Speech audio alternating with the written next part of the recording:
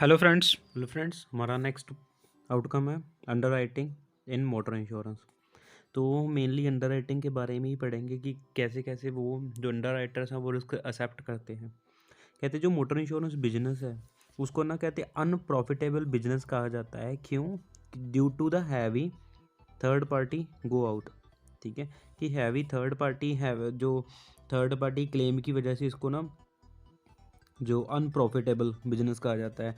क्यों? कहते हैं in recent years claim experience has shown sign of deterioration due to cut throat competition in premium in on damage section as well though not alarming. कहते जो third party में है उसमें claim experience ने ना कहते कंपटीशन बढ़ा दिया है एक तरह से। ठीक है, डेटरिएट कर दिया है कि लोग जो उसका प्रीमियम कम हो रहा है, ठीक है, जिसकी वजह से क्लेम रेशियो ज़्यादा बढ़ रही है। उसकी वजह से कहते हैं ये अनप्रॉफिटेबल बिजनेस है मोटर इंश्योरेंस बिजनेस। और इवन के कहते जो ओन डैमेज सेक्शन है ना इसमें भी कंपटीशन हो रहा है। कहते अलार्मिंग नहीं है, मतलब वो सामने नहीं आ रहा बट वो उसमें कंपटीशन तो हो रहा है। ठीक है, एंड फर्स्ट इसमें पॉइंट है under writing in motor insurance. कहते हैं with the increase of number of vehicles, कैसे जैसे जैसे गाड़ियाँ बढ़ गई है ट्रैफिक की डेंसिटी भी बढ़ गई है। ठीक है, और higher cost of labour and spare parts and escalating award to the third party claims. और कहते हैं लेबर कॉस्ट भी बढ़ रही है, स्पेयर पार्ट्स के रेट भी बढ़ रहे हैं, और साथ ही साथ जो थर्ड पार्टी क्लेम का अवार्ड है, जैसे कोर्ट कोई अवार्ड करता है यानी कि पेनल्टी मान लो लगाता है कुछ भी, तो वो भी एस्केलेट हो रही है, वो भी बढ़ रही है। Control of the claim cost in imperative, it is therefore most essential to adopt a sound underwriting policy. और सब कुछ बढ़ रहा है कहते, तो इसीलिए कहते ये सबसे इम्पोर्टेंट है कि जो हमारी अंडर राइटिंग पॉलिसी है वो भी साउंड हो, मीन्स के वो भी बढ़िया हो, which involves not only careful selection of risk, जिसमें सिर्फ ये नहीं कि हाँ जी हमने केयरफुली सिलेक्शन करनी है रिस्क की, and imposition of appropriate term and conditions, but और साथ ही साथ सिलेक्शन नहीं करनी और ना ही टर्म एंड कंडीशन करनी है। ये चीज़ें तो इम्पोर्टेंट है, बस उससे भी कहते क्या इम्पोर्टेंट है, but also close monitoring of risk at renewal, और रिन्यूअल के टाइम उस लॉस को मॉनिटर भी करना ये भी इम्पोर्टेंट है। In the light of the claim experience, in the light भी जैसे किसी ने क्लेम लिया तो उसका भी उनको नोट डाउन करना चाहिए कि पर्टिकुलर इंडिविजुअल का कैसे क्लेम अमाउंट है, यानी कि मॉनिटर करना चाहिए। ठीक है, तो अंडर राइटिंग पॉलिसी में कहते हैं ये भी इम्पोर्टेंट है, ना कि भी सिर्फ सिलेक्शन करनी और टर्म एंड कंडीशन अप्लाई करवाने। ये तो इम्पोर्टेंट है, बट उससे इम्पोर्टेंट और भी है क्या कि मॉनिटर करना, जो जिसकी पॉलिसी होगी उसके बाद उसको मॉनिटर करना उसके थ्रू द क्लेम एक्सपीरियंस। ठीक है, underwriter critical analysis. The first step is in underwriting is to close security of proposal form. सबसे पहला स्टेप होता है अंडर राइटर का कि जो प्रपोजल फॉर्म है, जो प्रपोजर ने फिल करके दिया है, इंश्योर्ड ने फिल करके दिया है प्रपोजल फॉर्म, तो उसकी सिक्योरिटी करना, उसको अच्छे से देखना, which must be completed by the owner of the vehicle, जो कहते हैं ओनर ऑफ व्हीकल के द्वारा ही कंप्लीट होना चाहिए। तो proposal form reveal information which is use for under writing risk, और जो प्रपोजल फॉर्म है वो रिवील करता है इन्फॉर्मेशन, वो बताता है इन्फॉर्मेशन अंडर राइटिंग के रिस्क के बारे में। ठीक है, और जो अंडर राइटर है वो डिसाइड करता है कि whether to accept the risk और रिजेक्ट, कि वो एक्सेप्ट करेगा या रिजेक्ट करेगा। प्रपोजल फॉर्म के बिहाफ से ये सब कुछ डिसाइड किया जाता है। ठीक है, सो और उसके हिसाब से ही वो रेटिंग डिसाइड करता है। प्रपोजल फॉर्म के हिसाब से अगर उसको ज़्यादा रिस्क लगता है तो ज़्यादा रेटिंग रखता है, और टर्म एंड कंडीशन भी उसके हिसाब से ही होती है। ठीक है, so it applies at that concern that does not produce profit has not right to exist. Prudent underwriting consists of two important assets. One of the acquire knowledge, which is not difficult, and another is relate to the experience in the field, and then utilize the successful underwriting so that ultimately। बस इसमें वैसे यही बताया है कि जो prudent means proper underwriting consist बनी होती है दो इम्पोर्टेंट एसेट से। पहला है कि उसके पास नॉलेज होनी चाहिए, दूसरा है उसके पास एक्सपीरियंस होनी चाहिए। नॉलेज तो कहते हैं आसान है, वो ले सकते हैं हम, कहते हैं ये डिफ़िकल्ट नहीं है, बट एक्सपीरियंस के लिए तो काम करना पड़ेगा, और इन दोनों चीज़ों को यूटिलाइज़ करके सक्सेसफुल अंडरराइटर बना जा सकता है। ठीक है, और जो प्रॉफिट अर्न किया जा सकता है। इसमें क्या था, जो इसमें था कि आपने मतलब अंडरराइटर काम कर रहे हो, सिर्फ उसमें आप देख रहे हो कि हाँ जी रेटिंग कितना रखा है और टर्म एंड कितनी डिसाइड करनी है, वो हो गया, ठीक है। बट उसमें कोई प्रॉफिट तो नहीं हो रहा है ना, वो डेली वाला काम है और वैसे ही हो रहा है। बट अगर हमने मॉनिटरिंग स्टार्ट कर दी, ठीक है, मॉनिटरिंग स्टार्ट कर दी, ठीक है, तो उसके बाद हमारे पास एक तो नॉलेज है और दूसरी हम मॉनिटरिंग कर रहे हैं जिसके थ्रू हमारे पास एक्सपीरियंस आ रहा है। अब उसको यूटिलाइज करके कहते हैं अंडर राइटिंग अच्छा अंडर राइटर बनता है और ultimately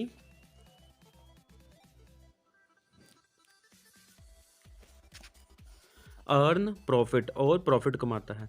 it relates to the perusal of proposal form and supporting documents and people of insured. कहते हैं ये चीज़ें प्रपोजल फॉर्म पे डिपेंड करती है, उसके सपोर्टिंग डॉक्यूमेंट्स पे डिपेंड करती है और साथ के साथ उस आदमी पे डिपेंड करती है जो इंश्योर्ड है, जो इंश्योरेंस करवाना चाहता है सब्जेक्ट मैटर की। तो ये कुछ पॉइंट दिए हैं जो अंडरराइटर कंसिडर करता है, जैसे देयर उसका इंश्योर्ड का status, subject matter of insurance. Subject matter क्या है जिसकी इंश्योरेंस होनी है, सब्जेक्ट मैटर ऑफ इंश्योरेंस जिस वो चीज़ क्या है जिसकी इंश्योरेंस होनी है। सराउंडिंग्स देखता है, नेचर ऑफ बिजनेस देखता है, फैक्टर इन्फ्लुएंस मोटर इंश्योरेंस, कौन कौन से फैक्टर मोटर इंश्योरेंस को इन्फ्लुएंस करते हैं, इन्फ्लुएंस मीन्स प्रभाव डालते हैं मोटर इंश्योरेंस पर, कौन कौन से फैक्टर वो चेक करता है। प्रीमियम पोटेंशियल हो गया, व्हीकल पॉपुलेशन होगी, density population, conditions of roads, use in terrain and infrastructure. Use in terrain, terrain means area देखेगा वो कौन सा उस व्हीकल उसमें यूज़ होगा, उसका इंफ्रास्ट्रक्चर क्या है, infrastructure mean condition of road उसी में आ गया, ठीक है। Then long term underwriting strategy. Long term कहते हैं long term strategy is build up a credibility database in order to determining rating factor and its effect based on actual Indian market experience। जो strategy है वो credible data पे ही base होती है, ठीक है, कि अगर वो रेटिंग फैक्टर भी क्रेडिबल डाटा बेस पे ही डिपेंड करता है कि हमारे पास कितना पुराना डाटा है और कैसा है डाटा, ठीक है। तो for renewal of the existing business and for new business the insurance proposal form should be extended to include information regarding all of the desirable rating factors. तो जब रिन्यूअल होती है या नया बिजनेस होता है तो प्रपोजल फॉर्म कहते हैं शुड भी एक्सटेंड किया जाए कि हाँ जी उसका डिज़ायरिंग रेटिंग फैक्टर क्या होगा। तो ओवरऑल इसमें यही बताया है कि पहले तो रेटिंग चेक करनी है कि कैसे लगानी है। रेटिंग कैसे लगाएंगे, वो कहते प्रीमियम कैसे कैलकुलेट होगा, प्रीवियस डाटा से ही कैलकुलेट होगा, यानी कि क्रेडिबल, जो हम ऊपर पढ़े हैं ना, क्रेडिबल डाटा बेस बनाना बहुत ज़रूरी है अंडर राइटर के लिए। तो वो कैसे बनेगा नेक्स्ट इसमें बताया गया है। कहते हैं जो ideally data should be available on all possible rating factors at the time of the taking policy. तो पहले जो डाटा मन मीन्स की कलेक्शन स्टार्ट होगी वो रेटिंग फैक्टर पर डिपेंड करेगी, जैसे age, sex of driver, geography, type of vehicle, source of business, ownership status and presence of security devices, कि उसकी गाड़ी में कैसी सिक्योरिटी डिवाइसेस लगी हैं। ये सब पर रेटिंग डिसाइड होगी कि उसका कितना प्रीमियम लगना है और कितना उसको लोडिंग करनी है या उसमें कितना डिस्काउंट रखना है। वो कहते हैं वंस 1 और 2 ईयर कंप्लीटेड, जब कहते हैं 1 2 साल हो जाते हैं, ठीक है, data is available, complete data is available, then जो डाटा है वो अवेलेबल हो जाता है, यानी कि उन्होंने sex of driver, geography, different factors पर उसको रेटिंग की थी और डिफरेंट फैक्टर्स पर अभी डाटा अवेलेबल हो जाएगा आफ्टर 1 और 2 years. Detail modelling of claims data can be undertaken by the generalised linear model. कहते हैं जो अभी ये डिटेल्ड डाटा है क्लेम का, ठीक है, ये अंडरटेकन किया जा सकता है बाय जर्नलाइज्ड लीनियर मॉडल, ठीक है। ये मानो ये एक कंसेप्ट है एक तरह से, कहते हैं जर्नलाइज्ड लीनियर मॉडल्स हैं जिसके थ्रू 1 या 2 साल के claim data we can get, ठीक है, ले सकते हैं। These techniques allow the proper measurement. कहती है ये जो टेक्निक है अलाउ करती है प्रॉपर मेजरमेंट और रेटिंग फैक्टर डिसाइड करवाती है, ठीक है। और जो इंश्योरर है उसको भी एक मौका देती है प्रॉफिटेबिलिटी का, उसको वो फ़ायदा होता है, वो मार्केट में सस्टेन कर सकता है और साथ ही वो डिफ्रेंशिएट करता है रिस्क को विद इन देयर पोर्टफोलियोज़, और जो उसके पोर्टफोलियोज़ हैं ये वाले पोर्टफोलियोज़, ठीक है, उसमें डिफ्रेंशिएट करता है कि कहाँ पे लॉस हो रहा था और प्रॉफिटेबिलिटी बढ़ाता है अपनी with the help of generalised linear model. Now कहते हैं it is time to commence this analysis, कहते ये टाइम है इसको स्टार्ट करने का। तो जो कहते हैं इंश्योरर इसको एक्सेप्ट करते हैं ये वाले को, वो comes their way of willing continue suffer anti selection experience increasing difficulty in making portfolios. मतलब सपोज अगर मानो एक ही वो उसमें किस चीज़ में वो देख रहे हैं कि हाँ जी इसमें क्लेम रेशियो ज़्यादा है, तो वो उसको एंटी सेलेक्ट करेंगे, उसको सेलेक्ट नहीं करेंगे, है ना, ऑब्वियस उनका वो प्रॉफिट बढ़ जाएगा। जो फैक्टर इन्फ्लुएंस करते हैं मोटर रिस्क मैनेजमेंट को, वो आर कहते हैं वो ना जो व्हीकल के उसके पोटेंशियल हजार्ड्स होते हैं, जैसे यूजेस कैसा कितना व्हीकल चल रहा है, driver ability, premium potential of the vehicle, vehicles density, geographical impact हो गया, इंफ्रास्ट्रक्चर कंडीशंस होगी जैसे कंडीशन ऑफ रोड्स, ठीक है, availability of garages, safety regulations in place, और उसमें अनइंश्योर्ड पॉपुलेशन कितनी है और कितनी वो लोग हैं जिन्होंने इंश्योरेंस नहीं कराई। तो ये सारे पोटेंशियल हजार्ड्स हैं व्हीकल्स के, जिसमें ये सब कुछ आ गया, ठीक है। तो इनके सब पे ही इन सब पॉइंट पर प्रीमियम डिसाइड किया जाता है बाय द अंडरराइटर और रेटिंग फैक्टर डिसाइड किया जाता है। नेक्स्ट हमारा है रिस्क प्रोफाइल। रिस्क प्रोफाइल क्या है?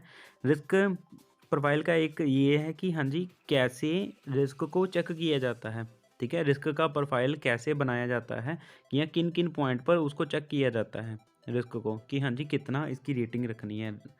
तो ये सारा हम अंडर राइटिंग का ही पढ़ रहे हैं, उसके पॉइंट ऑफ व्यू से हम देख रहे हैं, ठीक है, ये सारा कुछ। तो रिस्क प्रोफाइलिंग में आ गया risk wise, use wise, location wise, gender wise, age wise. The various risk factors which affect the risk are based on the correlation of the factors with the risk proneness, ठीक है। Risk proneness means उस risk उस जगह पर risk होने के कितने chances हैं, कहाँ पर, जब vehicle same kind of vehicle use हो रहे हैं वहाँ पर, या कैसे यूज़ हो रहे हैं वहाँ पर, या किसी खास लोकेशन पर, या कोई खास बंदा है उसी व्हीकल को, मतलब एज लिमिट आ गया कि 65 से अबव वाले या 25 से अबव वाले ऐसे लोग हैं, ठीक है। रिस्क प्रोनेस कहाँ पे है या एज में है, ठीक है, और उसको कोरिलेट करना रिस्क फैक्टर से, ठीक है, कि कहाँ पे रिस्क ज़्यादा है, उसके अकॉर्डिंग वो रिस्क प्रोफाइल चेक करते हैं और रेटिंग डिसाइड करने के लिए। नेक्स्ट हमारा यूएसए। अभी जो रिस्क फैक्टर्स के बारे में बताया है, तो डिफरेंट कंट्रीज़ डिफरेंट उनके रिस्क फैक्टर्स है, रिस्क फैक्टर्स को फॉलो करती हैं। जैसे यूएसए मार्केट 75+ रिस्क फैक्टर को फॉलो करती है, Japan market uses 9+ risk factors, UK 20+। कहते हैं recently proposed tariff rates for Malaysia are based on 9 rating factors, और जो मलेशिया है वो 9+9 रेटिंग फैक्टर्स को फॉलो करती है, जिसमें है use of the vehicle, number of drivers, age of vehicle, make of vehicle, geographical location, driver, sex, engine capacity, number of claim free years, sum insured, ठीक है। Malaysia 9, UK 20+, Japan 9 and USA 75। Risk segregation guidelines in Japan. तो risk को risk segmentation guidelines in Japan. तो guidelines में जैसे अभी 9 risk factors हैं, ठीक है, तो जैसे 1 2 3 4 5 6 7 8 9, तो 9 रिस्क फैक्टर हैं, उसको कैसे उन्होंने गाइडलाइन दी हुई है, ठीक है, उस अकॉर्डिंग। जैसे age of the driver not exceeding 300% differential का मतलब यहाँ पे एज ऑफ द ड्राइवर, पहला उनका फैक्टर है एज ऑफ द ड्राइवर। तो ये कंपैरिजन कर रहे हैं अपने ही डाटा से पिछले वाले से, जैसे हमने पढ़ा ना कि अपने ही डाटा से करना कंपैरिजन, तो वो कहते हैं एक्सीड नहीं होना चाहिए 300% से, ठीक है। तो इसका मीन्स कि ये है कि मानो उसका पहले क्लेम रेशो 100% था, 100% नहीं मतलब अराउंड 78% था, ठीक है। तो अभी कितना है, उस पिछले कंपैरिजन के देखना है कि बड़ा है कम हुआ है कितना, बट वो कहते 300% से ज़्यादा नहीं होना चाहिए। जेंडर सेगमेंटेशन में अलग रहेगा, segmentation allowed but differentiate not exceeding 150%। Driving history में driving record not available publicly, driving record publicly available नहीं होता, so insurer unable to introduce policy holder driving record as a risk factor. तो फिर तो उनको वो देख नहीं पाते, ठीक है, कहते हैं ड्राइविंग रिकॉर्ड उसी रिस्क फैक्टर में। ऑटो यूजेस हो गया, कमर्शियल हो रहा है यूज़, पर्सनल हो रहा है, लेज़र के लिए हो रहा है, कम्यूटिंग के लिए हो रहा है। कम्यूटिंग क्या है? ऑफिस से घर, ऑफिस से घर जाना और घर से ऑफिस ऑफिस जाना, ठीक है, ये होता है कम्यूटिंग। बस यही पैटर्न रहता है। Pattern of use, mileage per year कितना है, कंटिन्यूस यूज़ हो रही है या क्या हो रहा है। जोग्राफिकल एरिया, मैक्स जोन 7, वहाँ पे 7 जोन्स हैं पर ला। Differential between regions within the 150% और less. Vehicle type, any kind, multi car ownership, discount on no number of automobile insured, जितने ज़्यादा ऑटोमोबाइल वो इंश्योर्ड्स हैं उनकी ही उतना डिस्काउंट दिया जाएगा, ठीक है। Discount on the number of automobiles insured. Vehicle safety features, air bag लगा है, एंटी लॉक ब्रेकिंग सिस्टम है या थेफ्ट डिवाइसेस हैं, वो चीज़ें उसके हिसाब से रिस्क डिसाइड करते हैं, वो उनका रिस्क सेगमेंटेशन है जापान में। अभी जापान की तो बात हो गई, अब हमारा आ गया इंडियन मार्केट। इंडियन में कहते हैं 4 रिस्क फैक्टर फॉलो किए जाते हैं, ठीक है। बट मोस्टली क्या है, जो लार्ज यूज़ वो डिपेंड करता है कि करंट मार्केट देखते हैं कि करंट मार्केट, ठीक है, क्या चल रही है, ठीक है। उसमें जो अभी डिस्काउंट दिया जाता है इंश्योरेंस में, वो देखा जाता है मोटर पोर्टफोलियो की, जो पोर्टफोलियो है यानी कि थर्ड पार्टी या ओन डैमेज, उसमें प्रॉफिट हो रहा है या नुकसान हो रहा है। अगर तो प्रॉफिट हो रहा है तो देन दे गिव डिस्काउंट, तो डिस्काउंट देते हैं, अदरवाइज उसमें लोडिंग होती है। कंपटीशन भी अच्छा पोर्टफोलियो में होता ही होता है, और देखा जाता है कि कंपटीशन किस में है। अगर कंपटीशन में है देन उस टाइम भी डिस्काउंट दिया जाता है कि मार्केट को रिटेन करने के लिए, मार्केट के शेयर बनाई रखने के लिए उनको वो जाना, मतलब वो डिस्काउंट प्रोवाइड करवाती हैं इंश्योरेंस कंपनीज। बट कहते हैं क्लेम भी ना, क्लेम उतना इम्पोर्टेंट है बट उनको देखते नहीं इतना, ठीक है।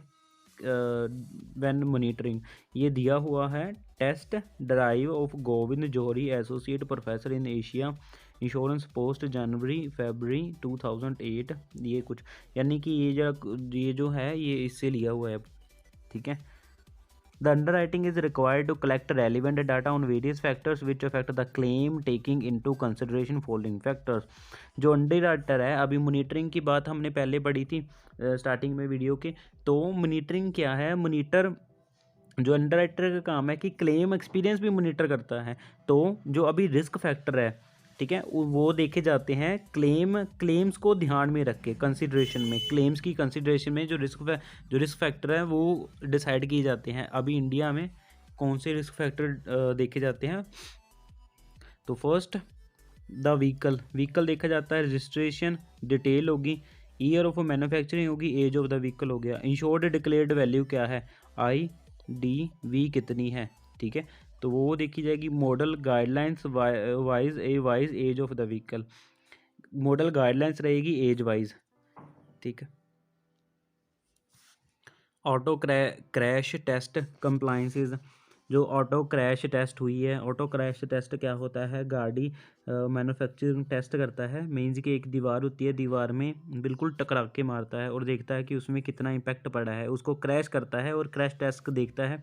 कंप्लाइंसेस मीन उसके स्टैंडर्ड के अकॉर्डिंग है कि नहीं है। कलर ऑफ द व्हीकल, उसमें हुआ है कि नहीं हुआ है क्रैश टेस्ट, वो कलर ऑफ द व्हीकल कौन सा है। मिलिट्री डिस्पोजल्स व्हीकल हो गए, यानी कि मिलिट्री है यूज़ के लिए, बाद ना व्हीकल को छोड़ देती है और कई लोग उसको बाहर मॉडिफाई करवा लेते हैं, तो वो military disposal vehicle. Imported cars हैं, स्पोर्ट्स कार है, एक्स्ट्रा फिटिंग होगी उसमें। Distance travelled by the vehicle हो गया। Carrying capacity of the vehicle, seating capacity of the vehicle, route permit है, लोड परमिट है, ठीक है। Then uses of the vehicle, कैसे यूज़ हो रहा है, तो purpose of the which the vehicle is used. अभी व्हीकल प्राइवेट और कमर्शियल के लिए यूज़ हो रहा है, एग्रीकल्चर की है, स्पेशल पर्पस के लिए। Use of social, domestic and pleasure purpose, ठीक है। जोग्राफिकल ऑपरेशंस कौन से उसमें परफॉर्म और जोग्राफिकल फीचर्स कौन से हैं, मीन्स के उसमें कैसे भी क्या क्या चीज़ें हैं वो पढ़ते हैं, जैसे उसमें पार्किंग लोकेशन कैसी है, मेट्रोपॉलिटन एरिया है, स्टेट कैपिटल्स है, मेजर सिटीज़ है, अर्बन है, रूरल एरियाज़ है, ठीक है। कोस्टल्स हैं, हिली डेजर्ट्स, प्लेन है, हाईवे, लोकल ट्रैफिक्स, ठीक है। ये सारे जोग्राफिकल फीचर में आ गए। क्लाइमेट ऑफ द एरिया, वहाँ पे ठंड है, ठीक है, एरिड हॉट है। Traffic density, variety of the vehicle on the road, कैसे कैसे तरह के वहाँ पे रोड पे व्हीकल चल रहे हैं, रोड कंडीशंस कैसी हैं वहाँ पे, ठीक है। तो इसमें हमारा 4th पॉइंट है driver of the vehicle. Driver के बारे में है, एज उसकी क्या है ड्राइवर की, तो वो हो गया। ड्राइविंग का एक्सपीरियंस, कितना उसको एक्सपीरियंस है, उसकी ड्राइवर की हिस्ट्री होगी, उसने कभी वायलेशन तो की नहीं की, वो उसने ड्राइविंग के रिलेटेड कोई ट्रेनिंग ली है या एजुकेशन है ड्राइवर के पास।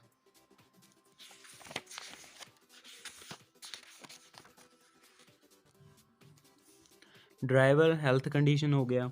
Common defects of vision, health condition में आ गया, उसमें उसकी आंखें तो ठीक है, उसका विजन उसका क्लियर तो है, वो हो गया। ड्राइवर हैबिट्स एंड एटीट्यूड, ठीक है, तो एग्रेसिव है या कैसे है, या जेंडर ऑफ द ड्राइवर हो गया। ऑक्यूपेशन हो क्या है उसकी प्रपोजर की, ठीक है। क्रेडिट रेटिंग्स होगी उसमें। क्लेम एक्सपीरियंस कैसे है उसका, ठीक है। Other vehicle owned, eligibility for no claim discount, कि वो एलिजिबल है नो क्लेम डिस्काउंट के लिए कि नहीं है। अदर व्हीकल ओन्ड, उसके पास अगर और व्हीकल है तो उसमें कैसा क्लेम एक्सपीरियंस है। कुछ दूसरे फैक्टर भी लिखे हुए हैं यहाँ पे, जैसे ऑटो इंश्योरेंस होगी, व्हीकल सेफ्टी फीचर्स उसमें है कि नहीं है, मल्टीपल ड्राइवर्स मल्टीपल व्हीकल्स, सब क्लासिफिकेशंस होगी, रोड कैटेगराइजेशंस होगी, डिफरेंट सेटलमेंट प्लान्स हो गए, एंड इनोवेशन ऑफ प्रोडक्ट्स, कोई अब इनोवेशन है कैसे है उसमें प्रोडक्ट्स में, ठीक है। तो वो सारा, ये सारे पॉइंट्स उसमें कवर हो जाएंगे, ठीक है। तो ये सारे पॉइंट हैं जो हमने पढ़े हैं अभी। तो ये क्यों कलेक्ट, ये सारी इसकी डाटा कलेक्शन होती है, ठीक है, फॉर द रेटिंग पर्पस। इसको ये सभी क्लेम के एक्सपीरियंस को ध्यान में रख के मतलब कलेक्ट किए जाते हैं, ये सब जो हमने अभी पढ़ के हटे हैं। और ये कहते जो प्रॉपर जो प्रूडेंट अंडर राइटिंग है, मीन्स के प्रॉपर अंडर राइटिंग उसके लिए ये मतलब बेनिफिट मतलब साबित होते हैं जब वो कलेक्ट करता है आफ्टर द एनालाइजिंग, ठीक है।